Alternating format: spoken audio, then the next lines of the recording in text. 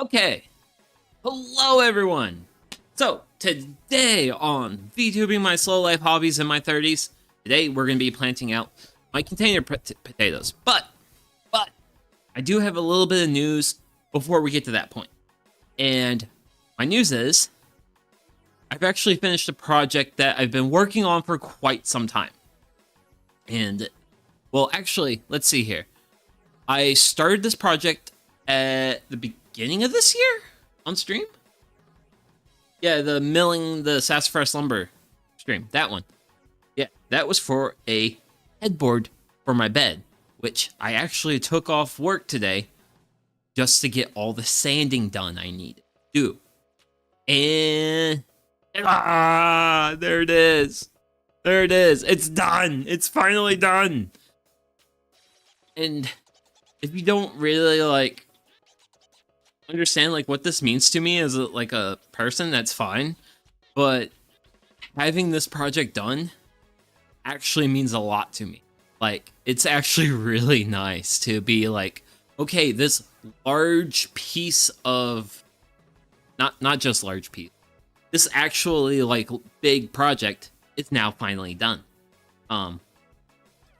During the prep for today's stream, between having this in my shop plus today's prep, made things very arduous for yours truly.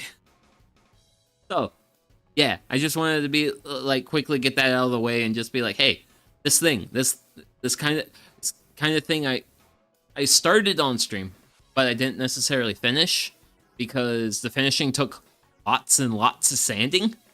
I spent nearly 2 hours today sanding and doing a final assembly. And also, I do have another picture, and there it is, kind of a little bit more fully in its natural habitat. But yeah, it looks nice. It looks nice. I like it. Very happy with it. Okay, so with that said, let us get to the stars of today's show. Our spuds. And also I have the nice camera set up for today. So, let's see here. If I do, yep, there it is. If I hit this button, oh, ooh, it's blurry. It's really blurry. Whoa, nice camera. You're not so nice. On. Ooh. Oh, that's. Oh. Oh, man. There we go. That's better. That's better. Oh. Wait. I am grabbing the. Oh. Let's see here. That or that. You know what? Screw it. Sorry. We're going to turn this off. We're going to turn that off because reasons. Turn that off. Because this is reasonable. This is reasonable. So,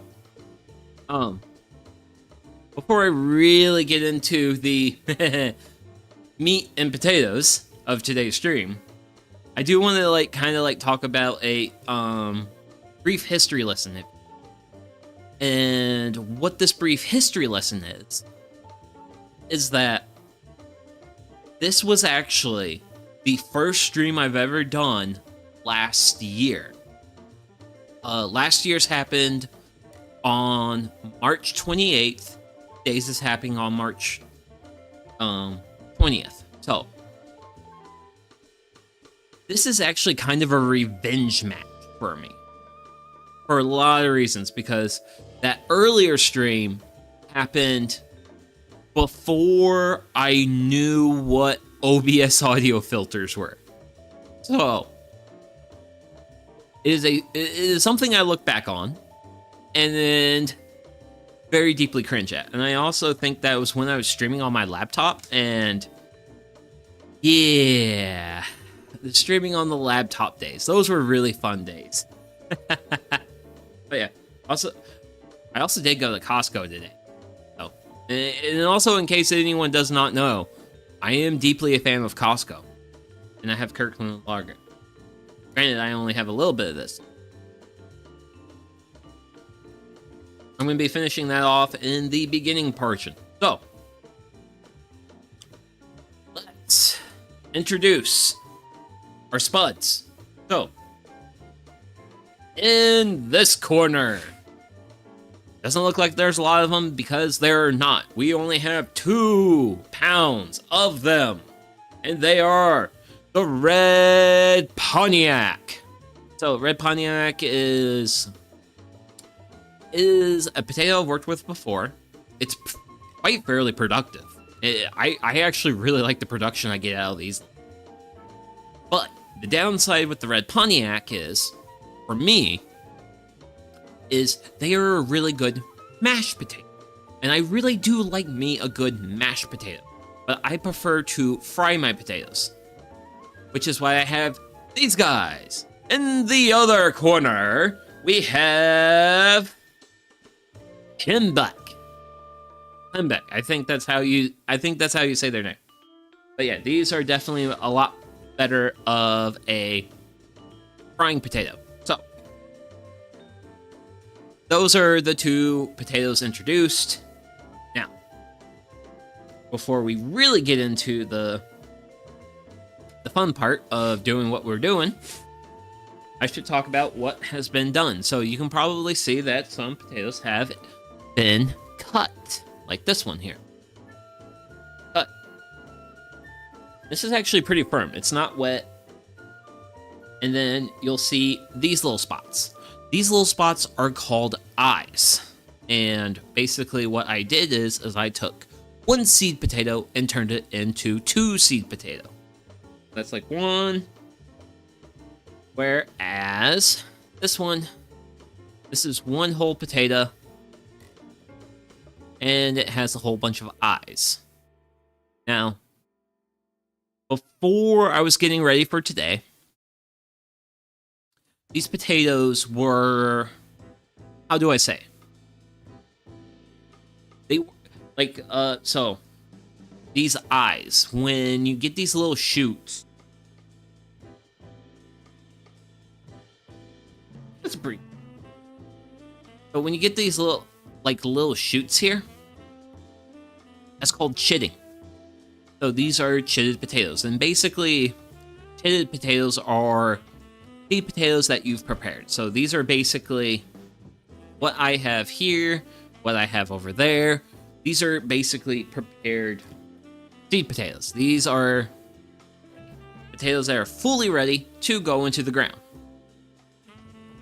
So I just wanted to kind of like to talk a little bit about that. And also my throat's been kind of dry for some reason. I don't know why. So I'm going to be really drinking my water today. So don't mind me. Ah, ha, ha, ha. Beer's good, but water's better. So I just kind of wanted to talk a little bit about the prep work for preparing your potatoes, and also so I've had these in my shop, and the shop does get, well, for now it gets a little bit of natural light, but it's actually about to get even more natural light because I'm getting a new garage door eventually. I don't know exactly when, but eventually. Already got a quote, already approved the quote, and now the process has to do its thing. But yeah. This is kind of like the, how do I say? The introduction to the potatoes. But I actually need to get these guys closer to me, because we're actually starting off with Red Pontiac. Red Pontiac is actually going to be the initial start of today's show. So, that's the potatoes. We are growing container potatoes. So, I should probably grab a container. So, one moment.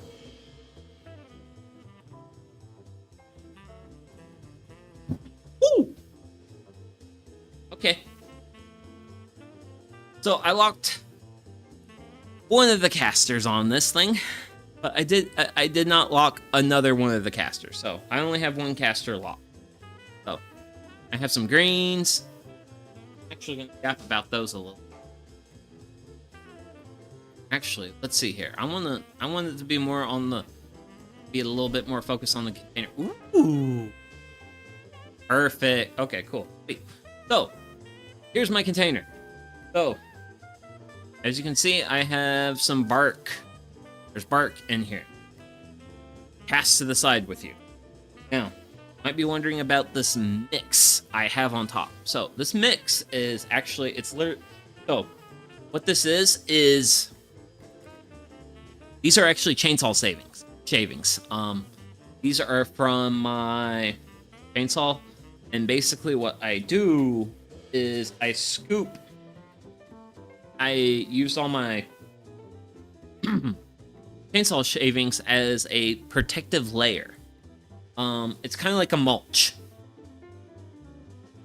And really, my only reasoning for using these like chips for this is simply due to the sorry about that. It's simply due to the fact that this was a resource readily available near where I had these in my driveway. So, resource was nearby. It was usable. So, I used it. Now, some people might be wondering, what's all this green stuff? Well, dear viewer, this is purple dead nettle. That's the common name. Latin name is Lindipodium purpurum. So it is a member of the mint family. So let me grab a chunk of this, and I'll see if I can't demonstrate for you all one of the key ooh. So focus. Wait.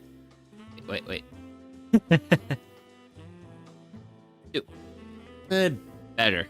Okay, so what I'm trying to showcase is that all members of the mint family have square stems. They have square stems. If you roll the plant in between your fingers like this, you'll feel like the distinct edges. You'll see it like it does turns. So that's like 1, 2, 3, 4, 1, 2, 3, 4. Like there's turns to it. But yeah. So this is actually what's called a cosmopolitan weed. And by that, it's basically a weed that's everywhere. Cosmopolitan weeds are basically wherever European settlers decided to go places. I think that's probably the most polite way I can say that. But yeah, and originally this is a plant native to Eurasia, but for Eastern North America, where I live, this is basically like one of the most common lawn weeds there are. This does have a cousin, though. I forget the Latin name for its cousin, but its cousin's called henbent, and it's definitely a lot more different than purple dead nettle. So what we have here is purple dead nettle. So if you're familiar with mints, this is what a mint looks like. Like the leaves closely grasp the stem with some leaves kind of far out.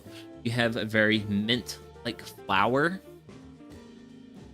I think it's going to be far too difficult for me to showcase that, but the flowers are very mint-like here. And let's see, square stem, mint-like well, ooh, yeah, also, if you're wanting to identify like wild plants and such, if it looks like a mint and smells like a mint, you have a mint. So if it looks like this and smells like mint, you have a mint. But this does not smell like mint at all. It basically smells like hay. If I were to compare this to something. But yeah, this is literally just a weed. Well, was a weed.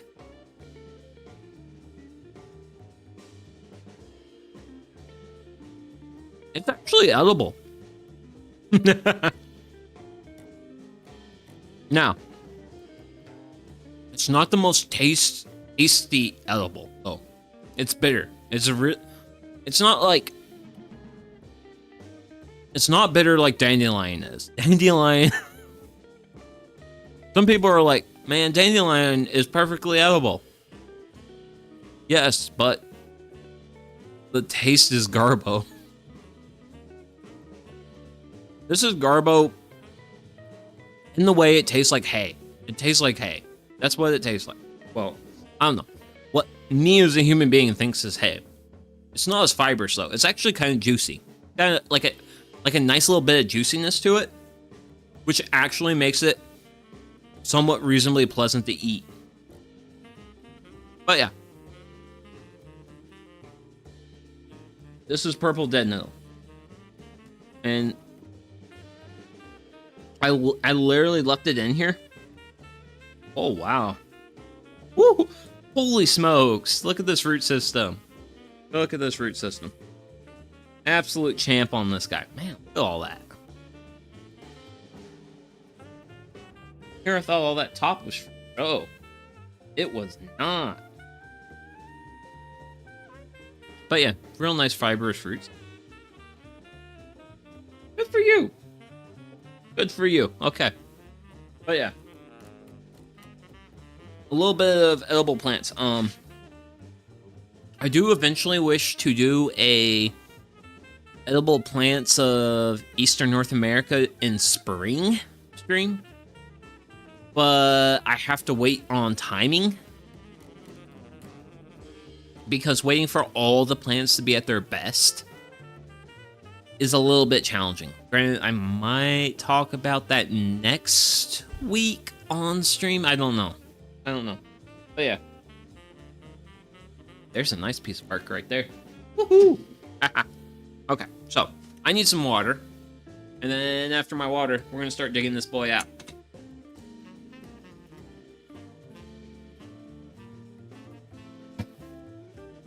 Because that's the thing with the Lindopodium. It's edible, but it does have a real subtle peach hairiness to it. Sort of like the skin of a peach has like a peach fuzz. It's not as dense, but it does have like a little bit of fuzziness to it. And that can be a little bit irritating for some people. So, just because the plant's perfectly edible doesn't necessarily mean you should be eating it. Word of caution there. So, I have all this protective... So all this on the top is a big protective layer. And it's meant to protect my soil. Because for my potatoes, I really like to run a high organic content soil. One of the reasons for that is I like to make sure these pots don't get too heavy. That's one big thing I have with these. Oh, I'm gonna be a wee bit of shoveling because I gotta get this layer off. Also, I gotta reduce the height of this. Right now, my soil level is a little bit too close to the top, and I don't want that. Big reason why I don't want that is because a lot of people talk about potatoes in terms of like hilling them, and it gets hard to hill potatoes. Well, actually, one of the nice things about growing potatoes in pots, like what I'm doing, is you can plant your potato, let's say a third of the way down the pot, put another third of dirt on top. So basically, I'll get just like, I'll have a hair bit less soil than I have here. And once the potato leaves, like vine stuff, gets to about the lip of the pot, I can fill it up with a little bit more dirt, wood chips, whatever. And that's like one of the big advantages of pots, is it's really easy to naturally hill your potatoes. Okay. So, you guys probably can't see it yet, but I am gonna go ahead and say this now. Brief warning, bugs ahead. So, we have just encountered... Oh, wow. Our guy's being real limp. Oh, nope. He's very active. Or she. I don't know. But yeah. We have found one of our stewards of the dirt. But yeah, if you're squeamish around worms, don't watch my stream. Or don't watch any of my streams where I get into the dirt, because, yeah, I hate to break it to you, but I do a pretty good job of taking care of my dirt. Because good gardeners take care. Good gardeners take care of plants. Great gardeners take care of soil. Oh, and as we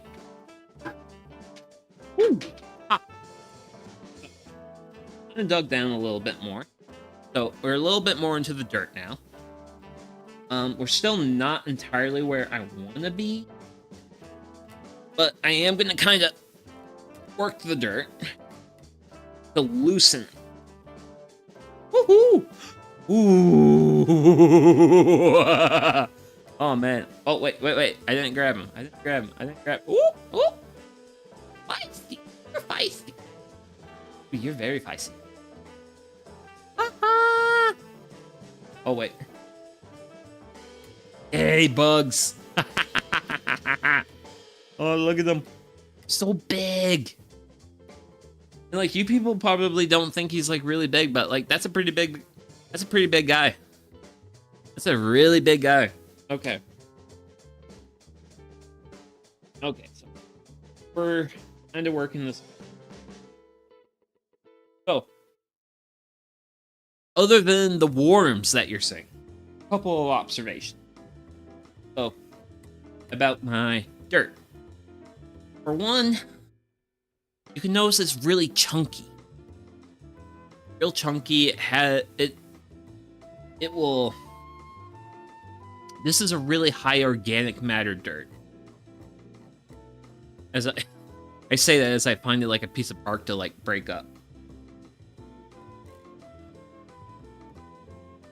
But yeah. Really rich. Wait, what? Fruit. Fruit? A thing. Ooh. That is not a thing I want. That looks like crabgrass. Be gone with you. I want crabgrass here. But yeah. So. We have a very rich in organic matter. Real crumbly, real loose dirt. And this is a really good dirt for growing potatoes in. Because potatoes are actually stems. They're not roots. So you really want to have like a really easy soil for them to work with. I'm sorry, but I gotta get like a screenshot of working with the dirt. But yeah, so you really want to have like a real nice fine tilth have a lot of organic matter. So, one of the reasons for the organic matter is it does help create this like really loose dirt. Also, because I work my dirt a lot, this. So I said I worked this dirt a lot, and then I thought I was going to say something smart, and I forgot what the smart thing I was going to say. But I can say another smart thing, and that is by having a dirt that's really high in organic matter, that's very black, like this. A lot of the broken down organic matter is really good at holding water. So, a big challenge with growing anything in containers is containers are not super great at holding water.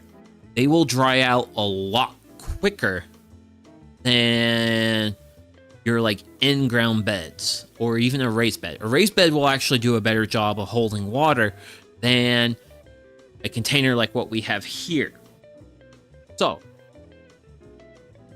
I like to have a really high... I like to have a lot of organics in my potting mixture, because that helps, one, lighten it up, and it also helps the soil mix hold water better, because broken down organics are going to hold water better than, say, clay.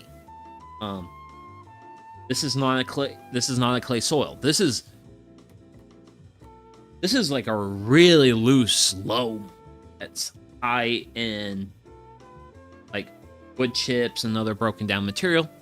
A lot of material similar to what I had covered this container with. So,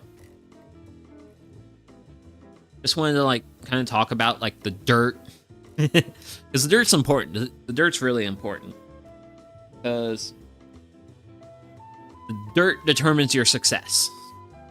More so than like using plants or even using the fertilizer, which we're now going to move to the fertilizer portion, because we're going to actually mix it in. So,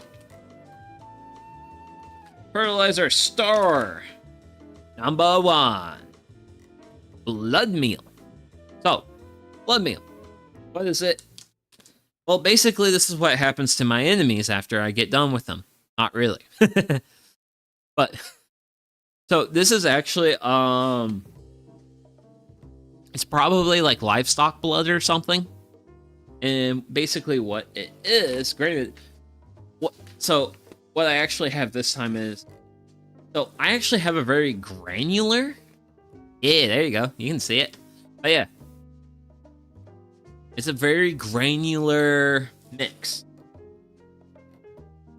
And my last bag I bought was very powdery, so there is a little bit of variety with this product, but as with any fertilizer, you gotta look at the 3 number. So, 3 number on this blood meal is 1400. What does that mean? Well, the 14 is the amount of nitrogen that's in the product. So, first number in your 3 number ratio is always going to be nitrogen. The next number is going to be phosphorus, and the last one's going to be potassium. So, these containers that I'm using, this soil was soil I used to grow potatoes last year. And for those who are not aware, potatoes are a pretty heavy, well, pretty intensive crop in terms of the amount of, like, nutrients they pull. So, I always like to hit my containers with, like, a little bit of this blood meal. So, with its general introduction out of the way, I'm going to get myself a pretty reasonably good scoop. And I'm going to just throw that in there. And then eventually I'm going to mix up this top layer of soil, plant my spuds, cover them, and we'll be good. But this is one of my fertilizers. I have 2 fertilizers for today. So, first one was blood meal. Take a guess to the second one. And that is the bone meal. So bone meal has a 217-0. So bone meal gets us a little bit of nitrogen, but a whole lot of phosphorus, I think. Yeah, phosphorus. Yep, phosphorus, not potassium. Because the numbers are NPK. Yeah. K should be potassium, I think. I don't entirely know. So. But for the blood meal, I usually do a little bit less. Closer to like half a cup. Not as much as the blood meal. But yeah. That's what it looks like with the fertilizer in. And with my fertilizer in, I'm going to grab my glove. Yay, glove. And then I'm just going to poof, mix my fertilizer in. And basically what I'm trying to do is... Okay, cool. So you see how this soil is a little bit more brown? This soil does not have a lot of organic matter in it. So, you don't have like a lot of organic matter into your dirt. It's going to be very like brown, clay, colors like that. But yeah. So for my fertilizer, I just try to like mix up my first like couple of inches of dirt like this for a little bit. Kind of like well incorporate it. Because... And another reason why I like to use bone and blood meal for my croppage is that they tend to be a bit more of a slow release fertilizer. So I don't have to worry about fertilizing these for probably like a good 2 months. So I have done a reasonably good mix. I am going to reckon... How low is that? That's pretty low. Okay, cool. So, we're already pretty low. So, this is actually technically one of my small pots. In my small pots, I do 2 of my Pontiac seed potato. So, what I'll do is I'll put 1 seed potato in one like side area. Sort of like right there. And then I'll bury it. And as I bury that one, I'll create a spot for my number 2. So for these size containers that I'm working with in front of me right now, I just run like 2 seed potatoes. I could see some people wanting to 3 in this, but I don't think 3 would do well. So, I'm actually trying to see if I have an uncut one, which I thankfully do. So I've got a whole bunch of chitting going on up top there. Just tuck it down in like that. And then I also wish to grab one of those fun screenshots because reasons. And poof. And then I just give it a nice cover, level everything out, and that's it. I mean, that's really it. Planting potatoes is actually a real simple thing. Also, harvesting them. So this is actually the biggest reason why I like growing potatoes in containers. Is it's always really easy to harvest them. Because what you have to do at the end of the growing season is you take your container, you flip it over, and you dig your potatoes out from the mess. It's a real easy system. But yeah. As you can see, my soil level is, I would say, probably like 70-ish% of the height of the pot. So what this enables for me to do is, as my potatoes come out, I can let them grow a little bit. I can let them grow a little bit. I got one here. I got one here. As they grow out, I can add either more dirt or, and let me grab this, or I can add more. So this is actually just straight like chainsaw chippings. Basically, this is like straight chainsaw sawdust. Or I can throw this on here and kind of try to go for like a little something similar to a Ruth Stout growing method. But as your potatoes grow, you definitely want to be like covering your dirt with something, whether it's straw, leaves, chainsaw chippings, wood mulch. Definitely want to have an organic covering of sorts, because if your potatoes are exposed to sunlight, they will build up toxins in the potato, and also they just will not taste as good. So this is the first container done. My throat is getting sore. I'm gonna grab the second container and we're gonna continue forward. Oh, I love water. Water's great. Okay. So this guy.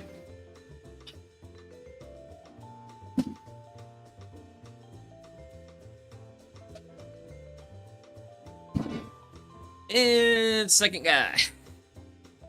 Oh, second guy's a lot very similar to the first. You guys will not notice this immediately, but I did try to take off most of this layer with my other pots. One of the reasons being so is I wanted to make these pots lighter. And I also wanted to drop the soil level.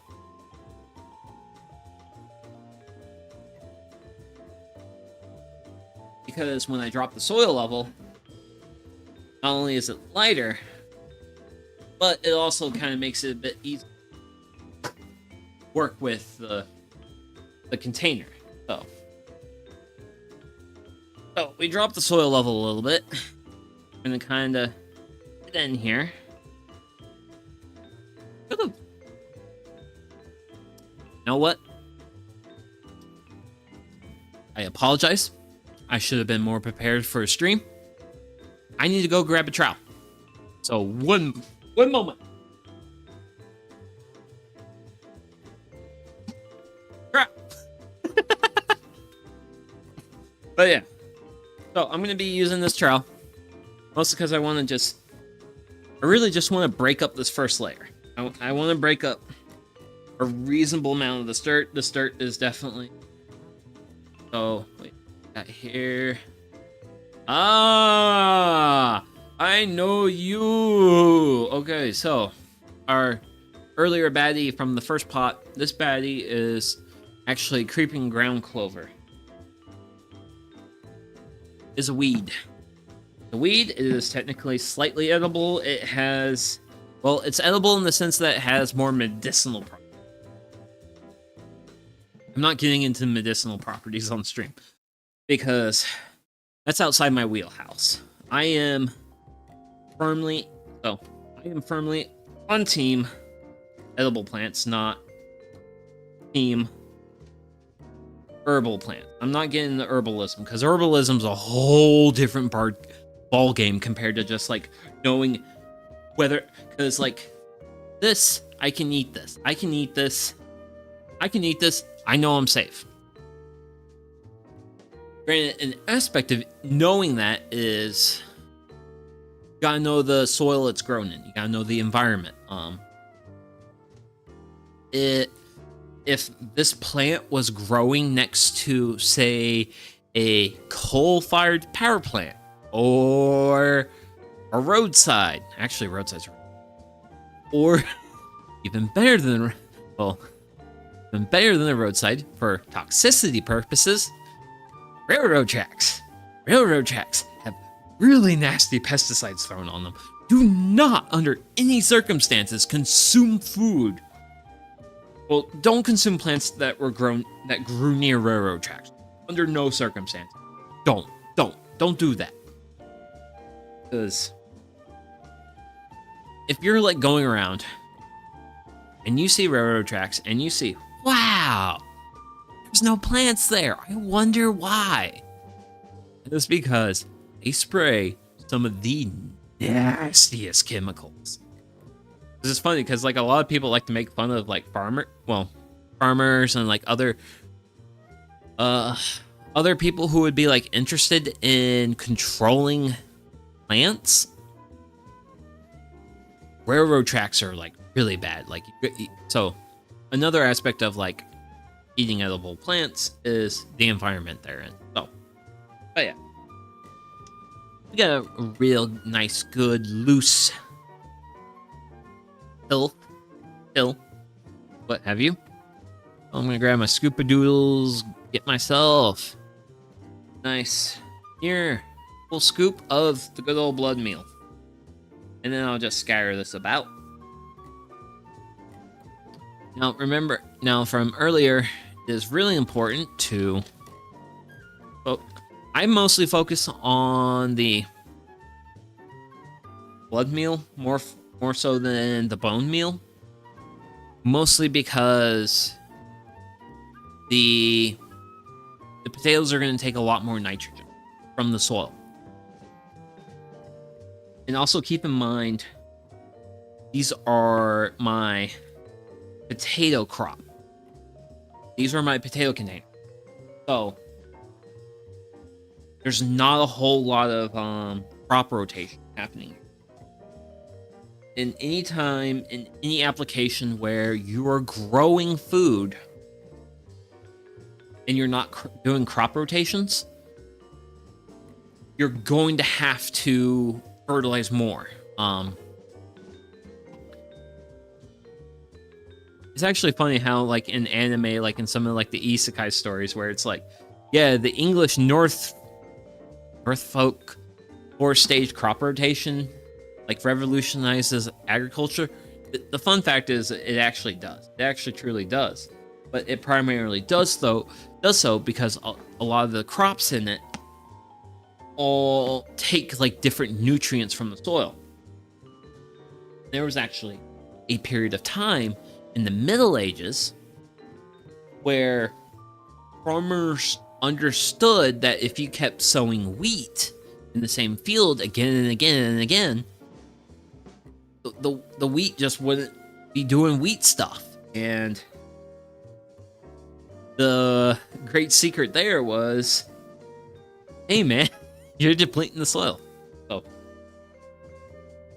if you're gonna like routinely grow the same crop in the same dirt, like what I'm doing here, which honestly there's technically nothing wrong with that, but if you're gonna do it, make sure you give it like a good fertilizer.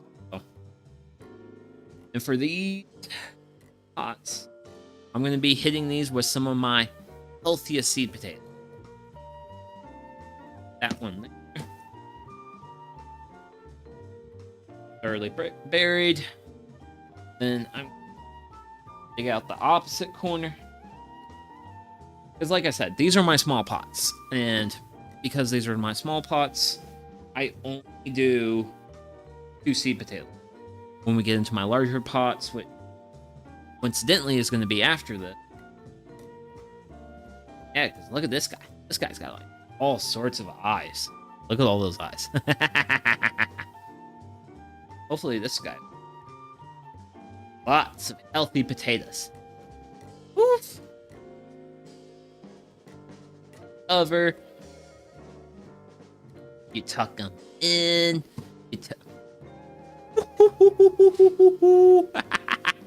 But yeah, you tell them a nice bedtime story and yay!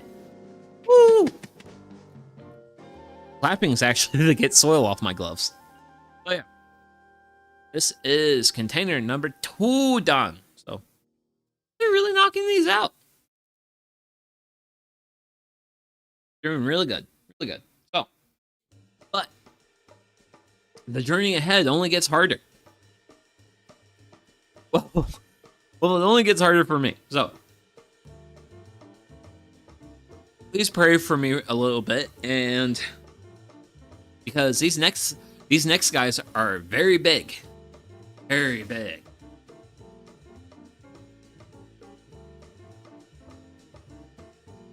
Sure.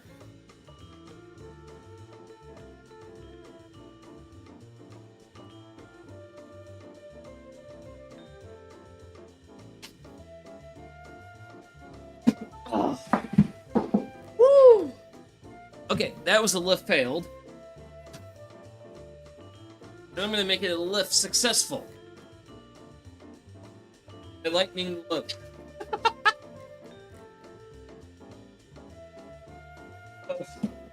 Woo!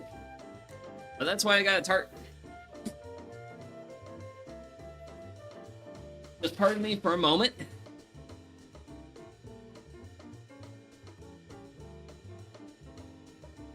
Lighten this up. I've already dropped the weight a little bit, but yeah, these big containers are no joke. They are no joke. Okay, let's try that again. Oh yeah.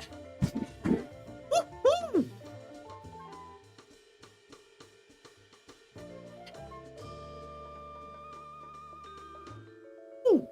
Ah.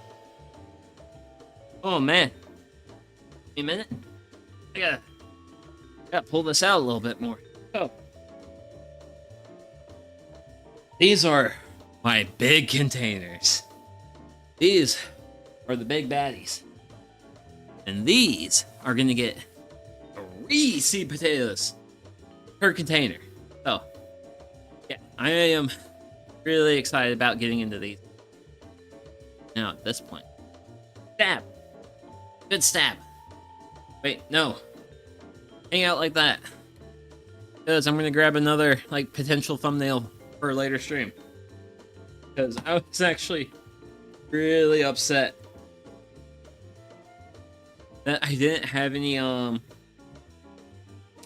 good thumbnail material for today's stream.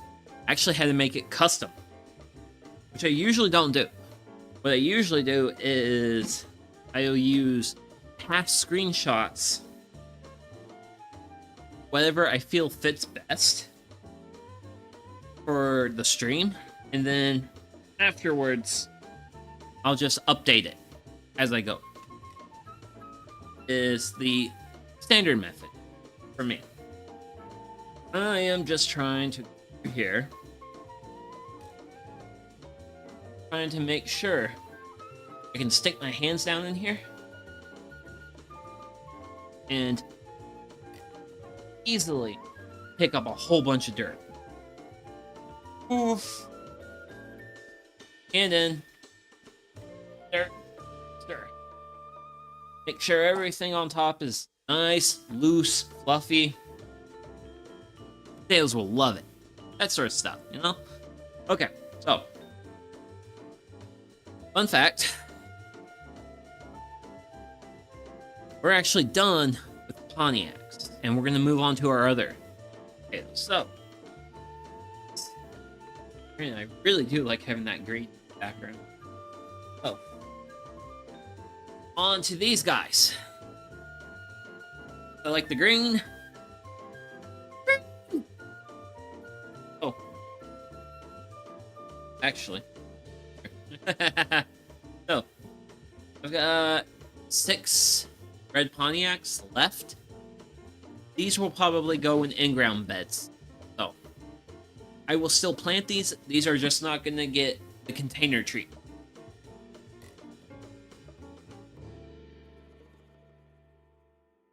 The containers is where I plant my more intent.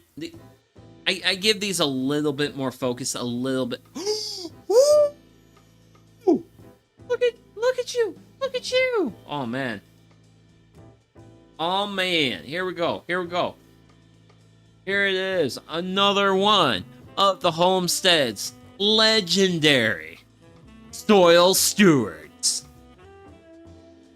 Oh man, you will be beautiful. Actually, wait. This is definitely a screenshot I want. Sorry. Sorry, I'm a guy and I see insects and it makes my brain go brr. Bury you a little bit so that way you feel safe. Rest assured, you're in my shop right now, so no birds is gonna get to you. And your home's gonna be deeply disturbed because I gotta mix in my nutrients. Which before I'm gonna do basically the same thing. Hit it with a cup of the blood meal. And then we're gonna just hit this with like a little bit of bone meal. Because if I'm perfectly honest, I feel like for a lot of the dirt I run with, where I tried to cultivate, I don't need the bone meal as much. But I like to add it because it makes me feel better. And also will peace. Because, hey, as far as I can tell, no one's watching, so I can take all the screenshots I want. But yeah, now it's dirt mixing time. Mixing time. I'm sorry, buddy. I'm sorry, worm. But hey, I gotta mix my nutrients in, man. That way my crops grow to their best. In terms of being a human, you know? Like, granted, the thing is, with being a human being, generally speaking, it's the quality of your education that determines your ability to, like, be successful and such. Whereas with plants, it's the quality of the soil.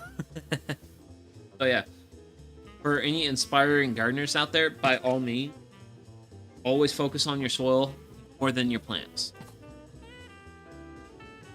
You'll be a lot more successful that way. And one of the reasons why some people don't put as much focus into their dirt is because the dirt tends to be a bit of a long-term investment. For example, this dirt I'm working with is like near ideal garden. It's very loose. It's very crumbly. Actually, another aspect of dirt. Give it a good squeeze. Does it good clogs? So it has a good amount of stickiness to it.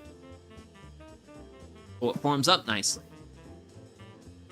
But yeah, like this is like I might have the organic content a little high. But past that, like, this is, like, near perfect ideal dirt. Granted, I might have a nutrient. Not? I don't know. But yeah, okay. Oh, we are now dig down. Some of you may have noticed. The further we dig down, actually, sometimes we see a little bit more of the brown dirt, which is less organic rich, but oh well. Okay, so let's grab a seed potato. So here we have a whole seed potato. Shading a little bit. Definitely want to go in this direction, so that's oriented. Oh, that is going to be that potato. Tuck them in nice and tight. Because now, I will say, I am going to be all these containers I plant today, I'm leaving in the shop tonight.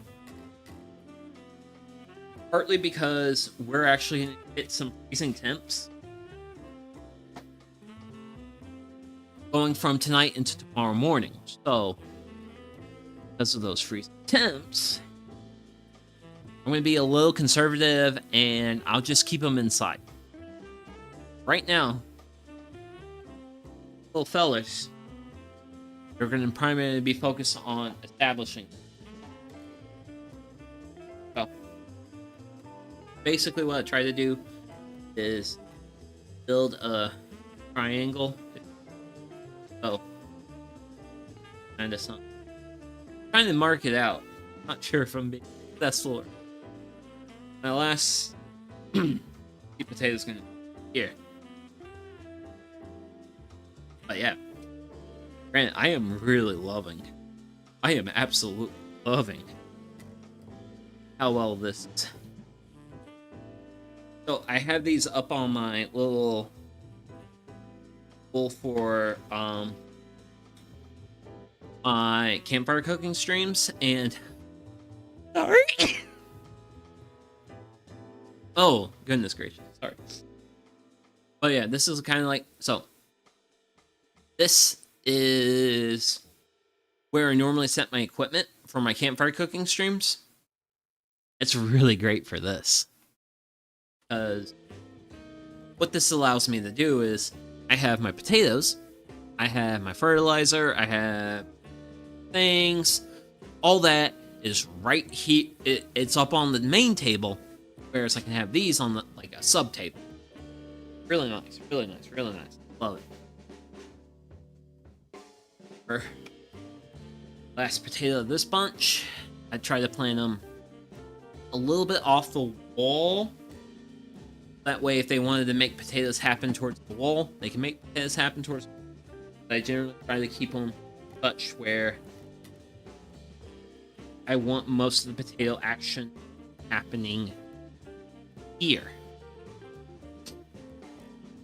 And actually, in a couple months, we'll actually flip these pots over and we'll see what we get.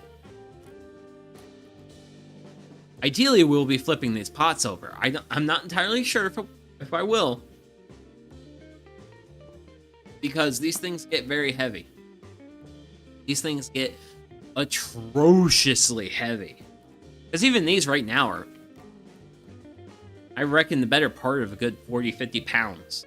So,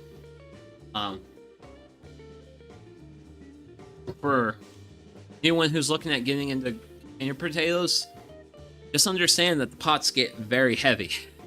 And I'm very ambitious and an online content creator, so I'm willing to move these guys around. Otherwise, I would not be moving these guys around.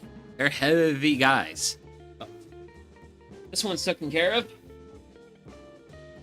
I'm going to set it off to the side. Ooh. Okay. What can I do? I gotta grab another one.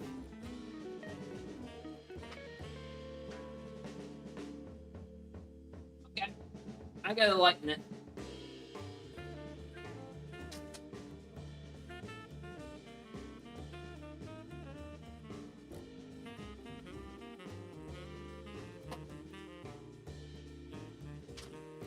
That's the issue.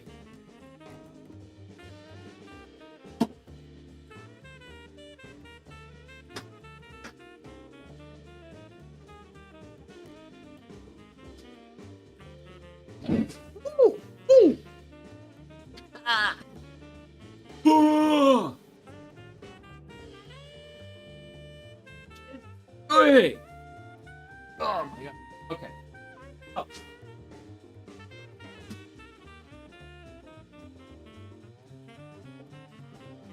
Oh. Okay. So, sorry about that, but I did have to push off the pot I just planted off to the side just because I wanted to get it there. Our next pot. So, now I don't know the gallon rating on these. I think the pots I was planting earlier were 10-gallon pots, whereas the pots I'm working with, now these are, I think, 15-gallon. I think I don't know. I am...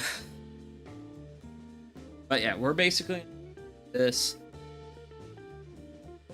And we're going to be breaking up a lot of this dirt. I'm going to try to... I want to create a nice, fine, mixable... Because... So, like here, because this dirt's been like sitting for a while. Logs, but this is actually really like like when your dirt clogs crumble on you, you've got good dirt. Got good dirt. But that's one measure of many how you can tell the quality of your dirt. Also the color. So a lot. Okay, cool. Yeah. So I did put a little bit of more like standard dirt, which is brown. But as you can see, the brown dirt is a very small minority here. And I just have it added as a sort of mix it up. Yeah, this is art. Well, actually wood. Actual wood. But yeah. But yeah. A little bit of wood that's broken down. But it's really one of the nice things about having dirt like this. Get this dirt that has like a really like high organic content. It's really nice and workable. It's not... Or this is a piece of bark. I know this is... I'm just gonna break it up. Take it from big pieces to the little piece. Yeah. Woo! Because I'm actually throwing some of these pieces into my wheelbarrow. So, whenever I am trying to empty stuff, I'm always throwing it at my wheelbarrow. That way, I can save the soil. And when these are ready to be filled up a little bit more after the potatoes have grown in a little bit, I can fill them in with that really good dirt. Because this is really top tier dirt. This is really top tier dirt. I mean, like I said before, like it might be a little high in organic matter, but past that.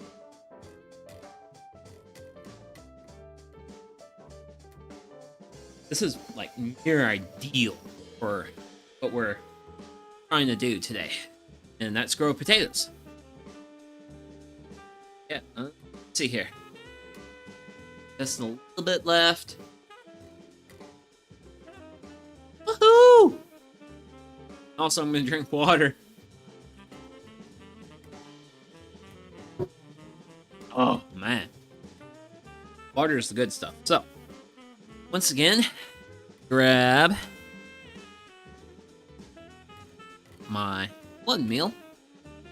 Give it just a nice, even sprinkle throughout my soil mix. And then up, I'm going to grab a little bit bone meal. And honestly, just a little bit. I really feel like with this bone meal, a little bit goes a long way. Granted, I am also, how do we say, new to, well, I have been actively growing crops at my house for 6 years now. Oh, I guess I'm not new anymore. I suppose I'm more of an intermediate guy. I don't know. In some ways, I still consider myself a little bit of an amateur. But we're going to just work on incorporating dirt. Granted, this is also one of the fun things I love about doing. Like, this stream well, these types of streams. This is an actual chance to do actual gardening on the channel, which I don't get to do often. Personally, I would love to do more gardening content, but anime character, it's a little bit logistically challenging. So this is actually a nice, rare, pleasant opportunity to actually do some gardening with you guys. Real fun. I truly. A little bit more mixing. Start playing.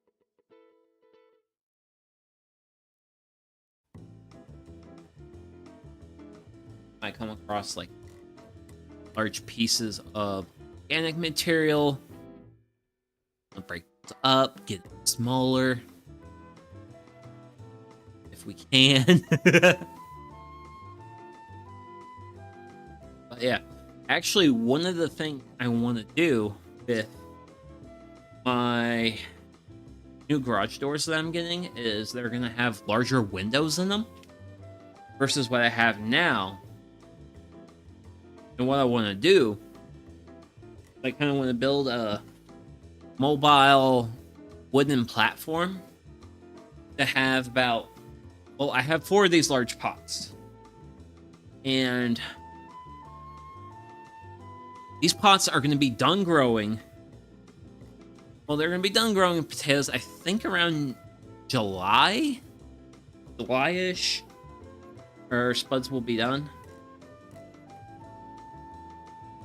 Then after that, I would like to grow lettuce in these. Ooh, ooh, ooh, ooh, ooh, ooh, ooh, ooh, ooh, ooh.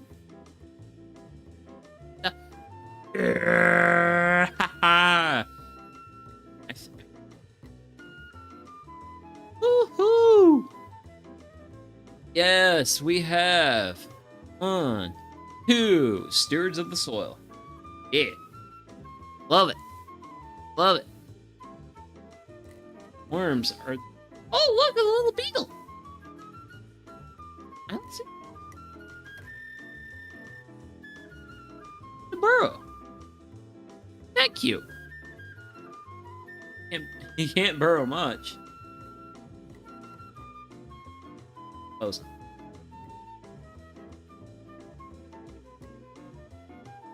There we go. Kind of see the little shiny guy doing this thing.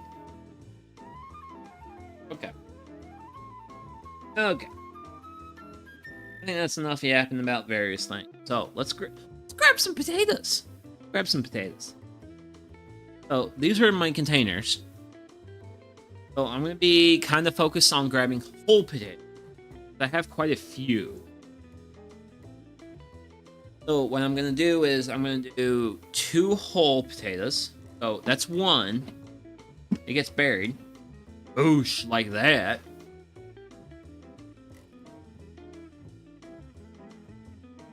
Dig out a spot.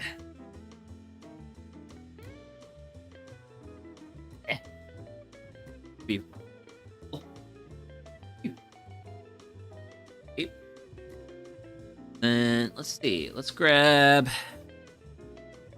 Ooh, okay. So we'll grab this little guy. Little guy will go there. And as we make the hole for the next one, bury the last one, you know? Or like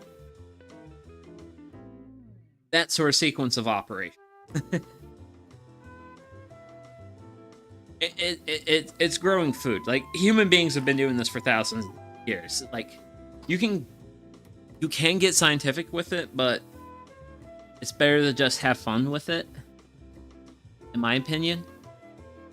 So I have my cut potatoes, but hearty, and a fair amount of mass to it, if you will.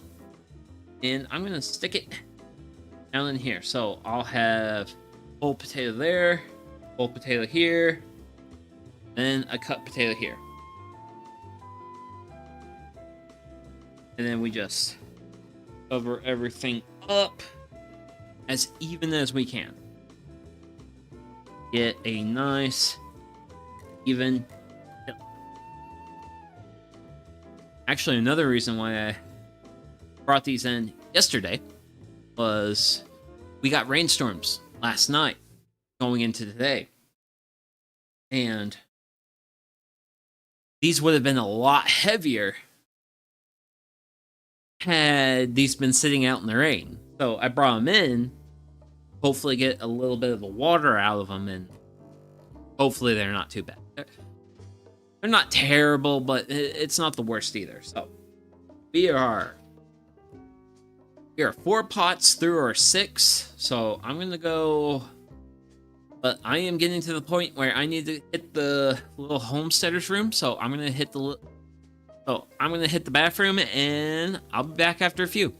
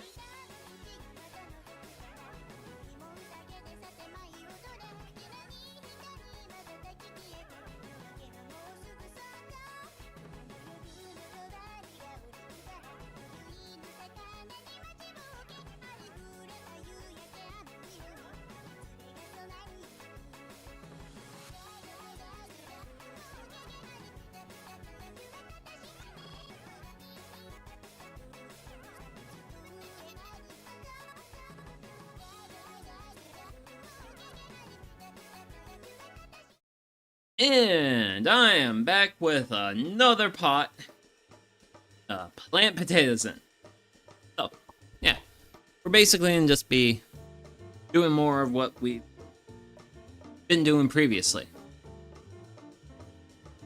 After this pot, I've only got one more to go, so we are definitely kind of getting closer to the end of sorts.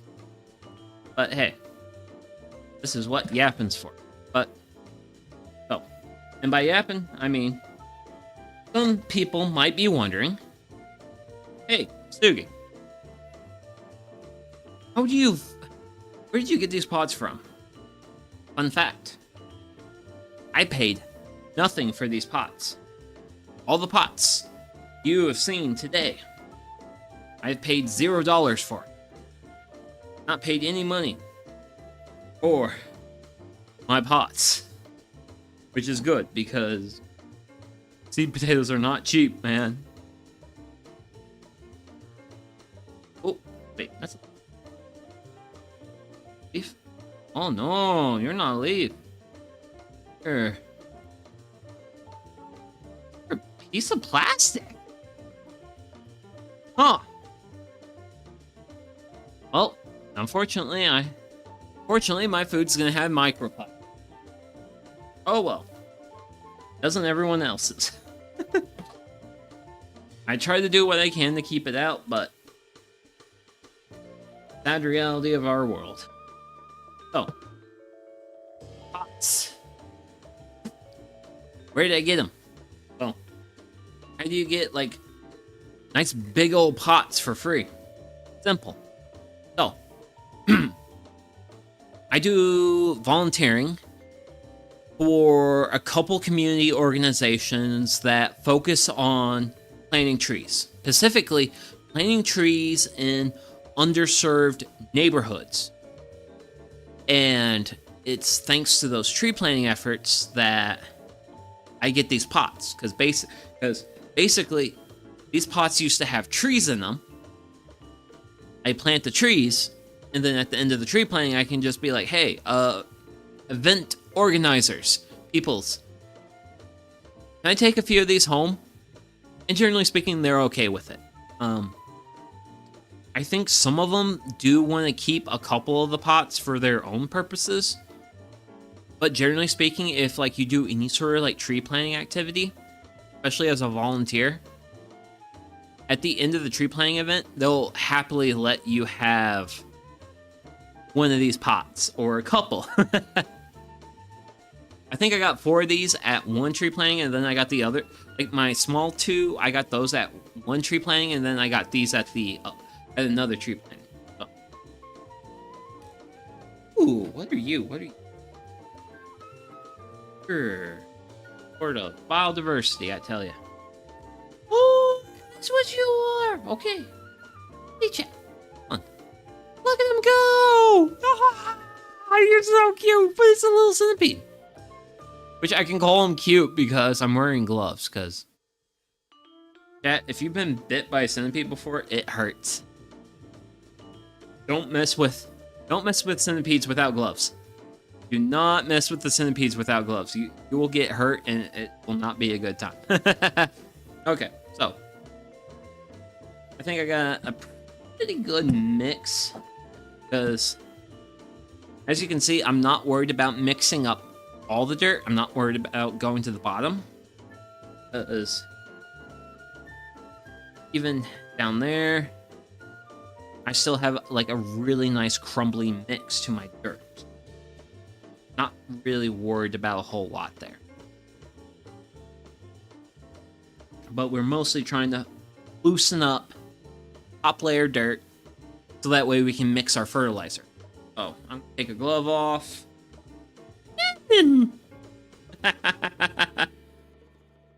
And grab a nice scoop of dried up blood.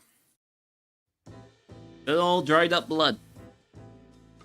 Also, if I haven't mentioned it before, I like using these organic fertilizers because they're a little bit more slowly released. A lot of the synthetic fertilizers or like your like Miracle Grow stuff, like the stuff that looks like Mountain Dew, that stuff will hit your plants a lot quicker and a lot harder. Whereas this stuff, the plants can kind of like nibble on it a little. It's kind of like eating your calories versus drinking your calorie. Synthetic fertilizers are a lot like drinking your calorie. So it's going to be a lot of calories very quickly to do the system, or in this case, the plant. Versus blood and bone meal, you're primarily like eating your calories with fiber, so the stuff more slowly gets into your system, and it's not like great big shocks or just another reasoning for why I do what I do. And I've gotten good results. I mean, ultimately, this is what's gotten good results for me. If you're an individual who is out there in the gardening realm and you have a local skilled gardener to show you the ropes, by all means, follow their advice before you follow mine. Don't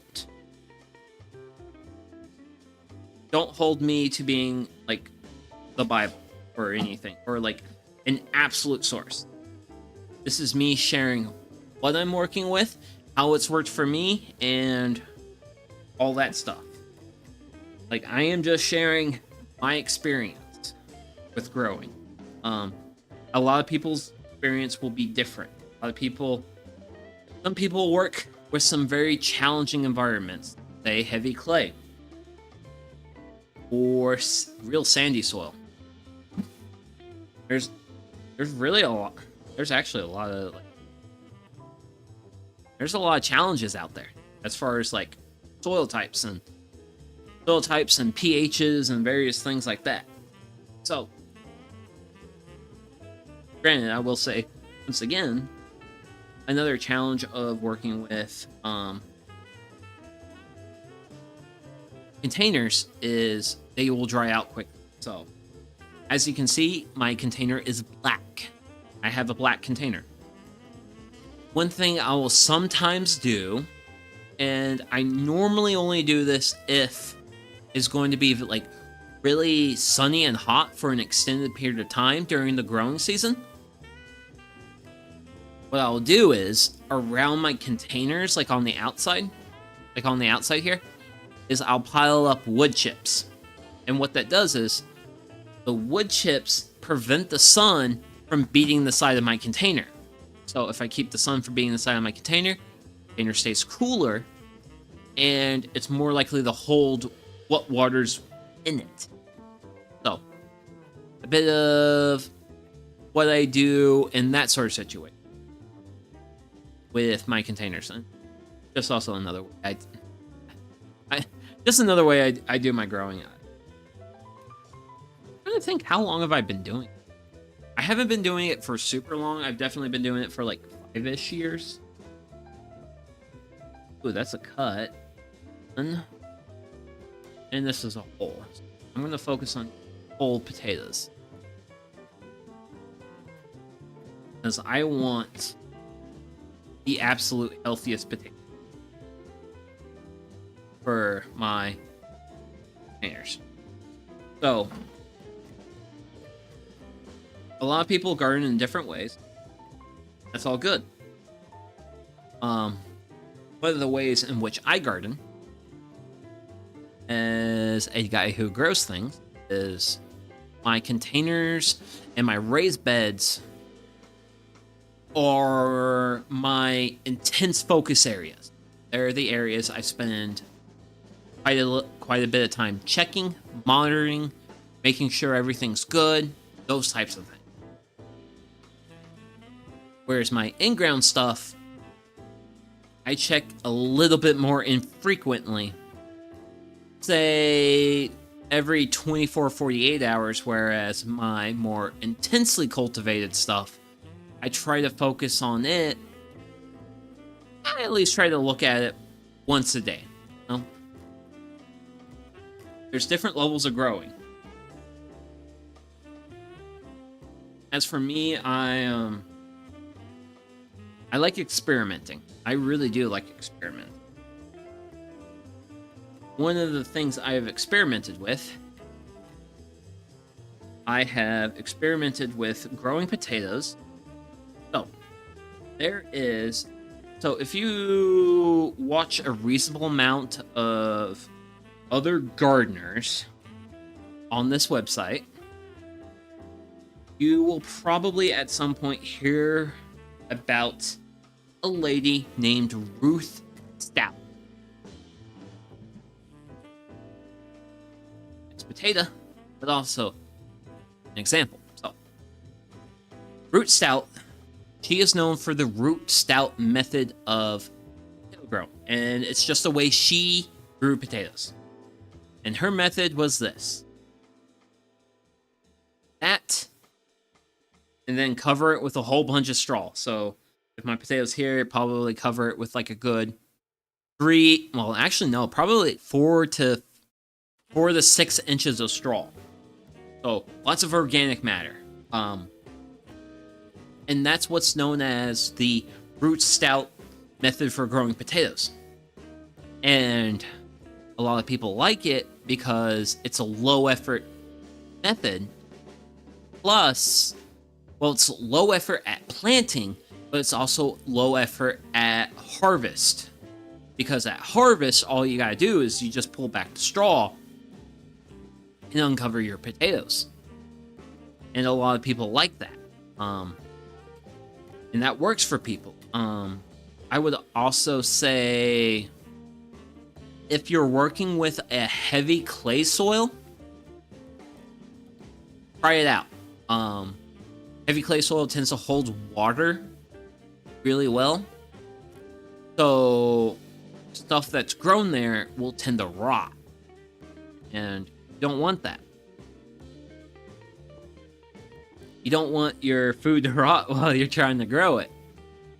So if you're dealing with like soil waterlogging issue, I can definitely say the Root Stout method would be good, because now you're planting on top of the soil, covering it with a bunch of organic matter, and hopefully you're doing all this in a place where where it drains easily. That's the Root Stout method. Now, I did an experiment once with my leftover seed potato. As you can tell, we've got one more. We've got only one more container to the plant. We've got all these seed potatoes. I have seed potatoes left over, which I'll probably plant those tomorrow. But yeah, one of the experiments I ran was doing the Root Stout method, but rather than straw, use wood chips. Because wood chips are basically an infinite resource for me, thanks to the wonderful service known as Chip Drop. Thank you, Chip Drop. So, I have a whole bunch of wood chips. So I grew potatoes at the top of the soil level, buried them in wood chips, harvested them later. So, I would say one of the disadvantages if you go the wood chip route, the wood chips will pull more nitrogen from around the spud. So you'll definitely want to hit it with a little bit more nitrogen fertilizer, which, in case you've been paying attention today, that's going to be your blood meal. So you're going to definitely want to be a little bit hard, want to hit a little bit harder with your fertilizer there. Past that, worked out really well. Worked out really, really, really well. I was really happy with results I got. Except one small thing. Kind of small thing. Depends on your viewpoint. And that is, I had snails get into my potatoes. I would have multiple snails on my potatoes. I didn't even know snails ate potatoes, but apparently snails will eat potatoes, so just an FYI out there. Watch out for them snails. Don't let them, like, a lot of people talk about snails eating like hostas or other leafy green type stuff. Like, I pick slugs off my lettuce all the time. Whatever, no big deal. But snails like potatoes. And that's the thing I learned because of experimentation I've done. So, yeah. But what all this rambling has been for what I'm about to say. And that is, by all means, do things the way people have done before. Container growing potatoes is lots of gardening channels talk about it. I was mostly turned on to it. There's a guy in Ireland. I think his channel's name's called the Allotment Diary. He turned me on to doing container potatoes. It was watching him that I got the idea. And watching other people introduced me to other ideas, and I experimented with those ideas. So, I would say, if you're the type of person who likes to experiment in the garden, by all means do so. But also do so in a somewhat low-risk way. So, what I mean by that is, I am focusing on my containers. I am focusing on my container potatoes. However, though, I am going to have seed potatoes left. So it's the leftover potatoes that I typically do my experiments with. So it's kind of what all that rambling's for. Just be like, hey, one of the real fun things about gardening, experimenting and trying stuff out and being like, huh, that works. Like, I literally took I took potato. I took potato, went wha-bam, and then covered it in wood chips, like this much wood chips, like 4 inches of wood chips. It grew amazingly well. Just had snails in it. Which, depending on your viewpoint on things, I just looked at, hey, protein snacks. Well, protein with my carbs. But yeah. Gardening's supposed to be fun. Have fun with it. Whatever you're... Like, some people are super big about getting their money's worth of their croppage. By all means, I fully understand you. The economics of growing your own food is not something I recommend actually doing the math on, because you might be sad with how that math turns out. Because for me, for example, I paid $40 some odd for my seed potatoes. $40 some odd for my seed potatoes, when I can buy, which I actually went to Costco today, so I can actually say this for certain. I can get 10 pounds of Yukon Gold potatoes, I think for either $7 or $8, less than $1 a pound. And I picked up 6 pounds of potatoes for $40 because they're supposed to be seed potatoes, which honestly, seed potatoes and regular potatoes are just this. They're literally the same thing. The only exception is regular potatoes will have growth inhibitors put on them so they don't sprout. A lot of I actually had quite a few potatoes from last year's harvest, start sprouting on me. So I just threw them in the garden. I was just like, okay, you're gonna do your thing. By all means, do so. I clearly cannot eat you, but I can grow you. So that's what I did there. So we'll see how this year goes for potatoes. Hopefully it'll be a good year. So I'm gonna set this pot off to the side. I'm probably gonna have to dig a little bit of soil out of my next pot, but our next pot will be the final pot for the night.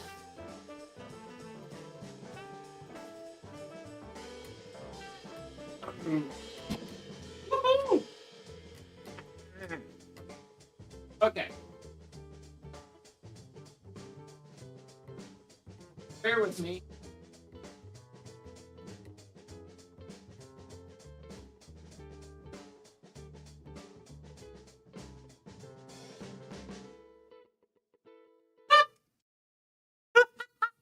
Okay, that's getting set off to the side. I got something to talk about.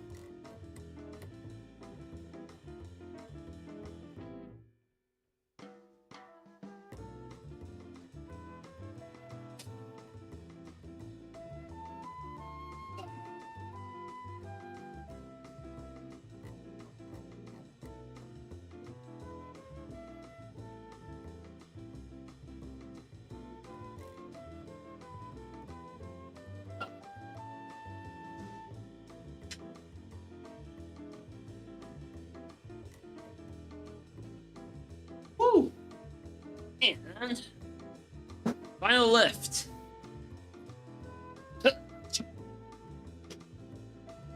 Oh man. Woo! These pots are heavy. But yeah. But yeah.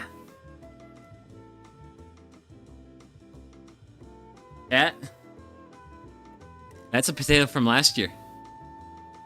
This was not something I grew intentionally. This is just a potato from last year's. You know what? I like Moxie. I am a guy who likes his Moxie, so that guy, we're gonna go straight in the center of this. Straight in the center of this guy. So this is going to be tonight's final container. And after we get it planted, we'll probably might do it like a small, brief yap session. If you ask any questions, by all means. So, otherwise, we'll be wrapping up shortly. Well, I mean, we're not wrapping. We're getting to the end of today's journey. And I'm so glad I threw this tarp down. You can kind of see it in the corner here. Definitely really nice for keeping the dirt off the floor of the shop. Because believe it or not, dirt can be kind of stainy. I don't like it. Stains my shop floor too bad. Okay. Woo! Let's look at you. Let's look at you. Wait. Come here. Come here. Oh, you're a cute one. You're actually small. It's so cute. This is why I'll never have any. This is the reason why I'll never have a great deal of female viewers. Is just because local VTuber finds bug and just. Guys, look at this. Look, so cute. I think it's cute. I like my cute little stewards of the soil. Because, like, who needs to till soil when you have, like, worms that big burrowing through your soil? Like, look at this dirt. Look at this dirt. It's nice, crumbly dirt. Fantastic. For growing food. Okay. And, get it a little bit lopped off to the side. I'm going to remove a glove from my hand. I should not be using the deglove term. And people at home are wondering why. Term degloving is used in certain contexts, and I certainly hope a degloving event doesn't happen to anyone here, or honestly just anyone, for the most part. For the most part. No? Degloving is a terrible thing to happen. It is a medical term that refers to some really bad stuff happening. I've got my blood meal, I've got my bone meal in here. So, go ahead and stir. Get everything mixed in. Woo! Granted, I gotta say, like, bone meal always has, like, the most particular smell to it. And it always interests me, because it's like, I don't want to call it like a moldy smell, but it's kind of like a... It's a really interesting smell. There's the dirt. Brush the dirt clog. Yeah, this is definitely... So I did add... I do remember adding some like regular dirt to these because of how high in organics I was running dirt. Just to give it a little bit more substance. But yeah. That mix. Burrow down. Look, there's a big worm right down there. Grab ourselves a nice, big, healthy seed potato. And if anyone's at home's worried about the worms eating the potatoes, I have occasionally seen worm damage, but it's never been like a big thing. It's never been something I've really...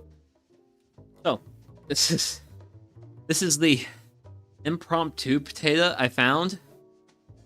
So I'm just gonna bury this little guy down in there. See what he does. He didn't look like he was doing too hot, but I'll give him a chance. I like it when... It's always fun when you find a plant doing a thing in a spot, and it's like, okay, I was not intending for you to be there.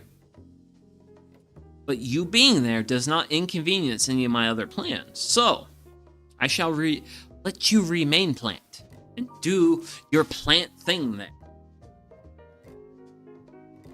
there. My next most healthy looking whole spud.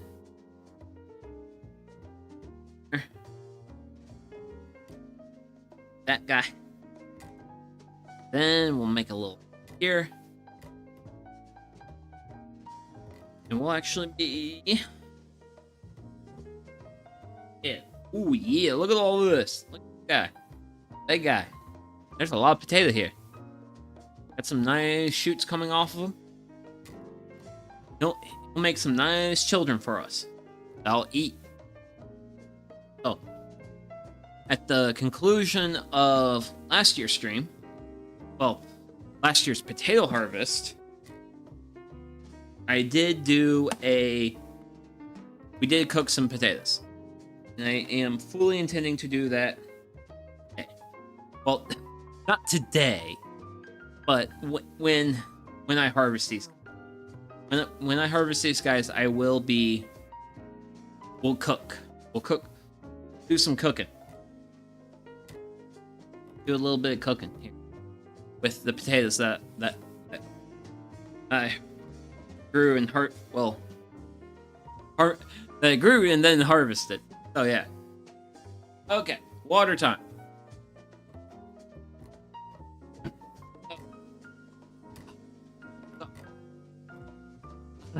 Okay, so this is generally how I grow my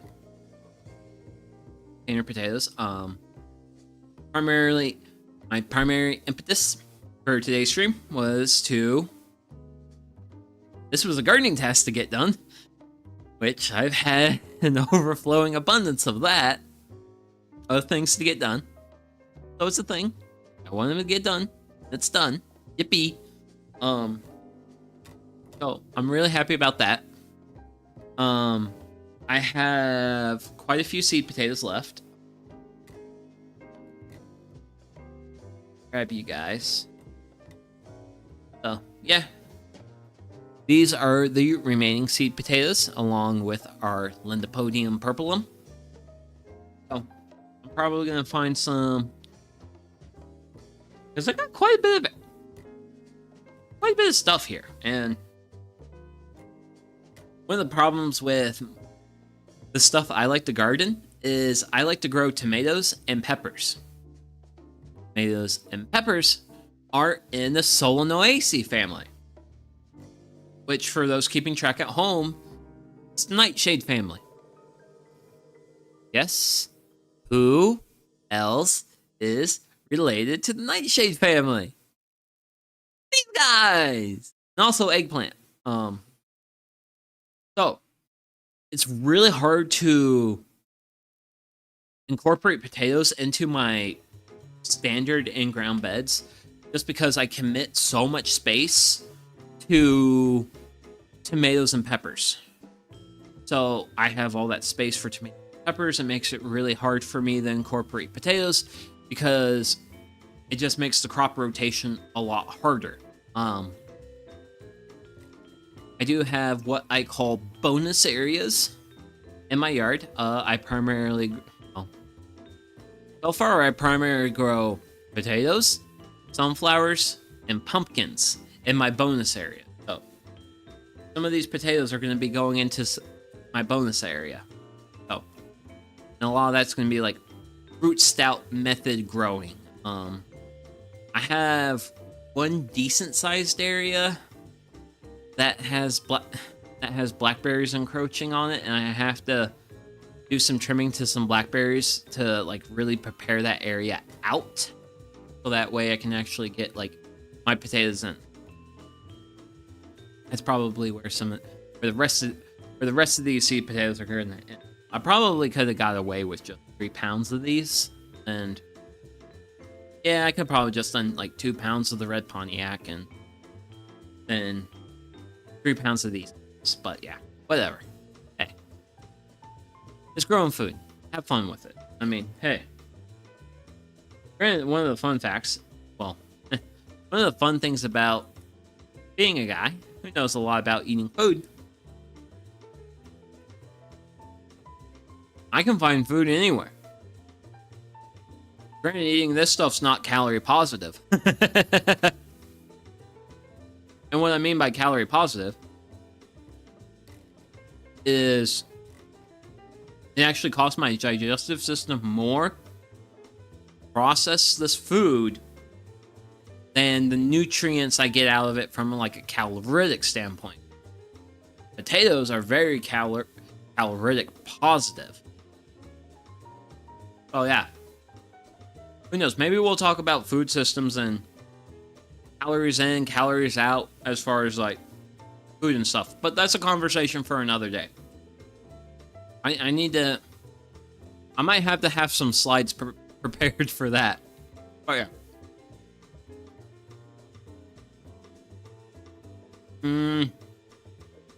One moment. I need to drink some water.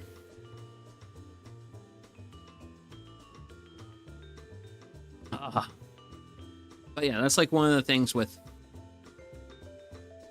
like native plants is they're very fibrous. Good for your microbiome, but a little bit harder to get down to the stomach. Granted, once they hit from there. But yeah, okay. So, got another thing done today. I've got a task taken care of. Even more importantly, I got a revenge match taken care of with. That makes me really happy. Because last year's version of this stream did not turn out as well as I'm sure today's. This small workbench that's beneath my workbench is paying some serious dividends for me right now. I'm very appreciative. But yeah, so I'm gonna be wrapping up. Thank you very much to all who tuned in today. I hope you all have a great rest of your day, evening, or night, whatever it is, wherever you are. And also, in whatever you got going on, I hope you're living your best life out there. And with that, this is Sugi Yamagawa, and I'll see you all in the next one. Bye-bye.